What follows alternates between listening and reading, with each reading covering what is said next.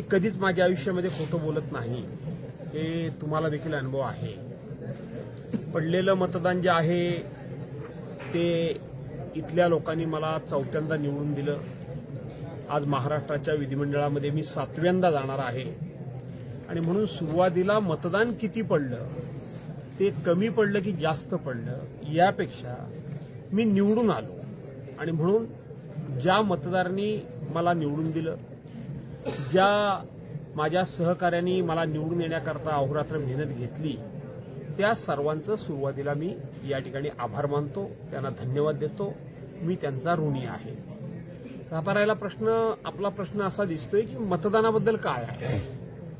खरं तर केवळ मला मतदान जे काय अपेक्षित होतं ते पडलं की नाही पडलं याच्यावर विचार करण्यापेक्षा महाराष्ट्र राज्यामध्ये आज जे अघटित घडलंय त्याच्यावर आता चर्चा करण्याची वेळ आहे। सर्वांनी मिळून सत्ता महायुतीकडे जाईल की महाविकास आघाडीकडे जाईल अशा पद्धतीचे अंदाज वर्तवले होते, म्हणजे ज्याला 50-50 म्हणतात अशा प्रकारचे अंदाज होते। सुरुवातीचे कल जर बघितले तर तशाच पद्धतीने येत होते आणि ज्या पद्धतीनं हरियाणाच्या निवडणुकीमध्ये, हरियाणा राज्याच्या निवडणुकीचं घडलं की 90 पैकी 72 जागा ह्या काँग्रेसच्या लिडिंगमध्ये दिसत होत्या, त्या पुढे दिसत होत्या आणि त्या झटकन डाऊन झाल्या, ड्रॉप झाल्या आणि एकदम भाजपा वाढला।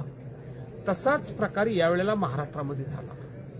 दोघंही 50-50 म्हणून चालले होते आणि एकाएकी महायुतीचे आकडे वाढले आणि महाविकास आघाडीचे आकडे एकदम खाली तळाला गेले।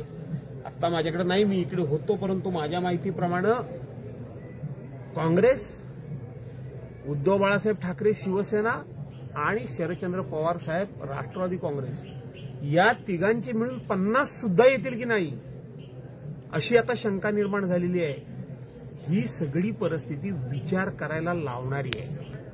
ही सगळी परिस्थिती या देशामधली लोकशाही आता राहणार का नाही राहणार हे ठरवणारी आहे। त्यामुळं असं कधी महाराष्ट्र राज्य निर्माण झाल्यापासून म्हणा किंवा देशाला स्वातंत्र्य मिळाल्यापासून ज्या ज्या निवडणुका महाराष्ट्र राज्यामध्ये झाल्या त्यावेळेला असं कधी घडलं नव्हतं, ते अघटित घडलंय, ते माझ्या बाबतीत पण घडलेलं आहे।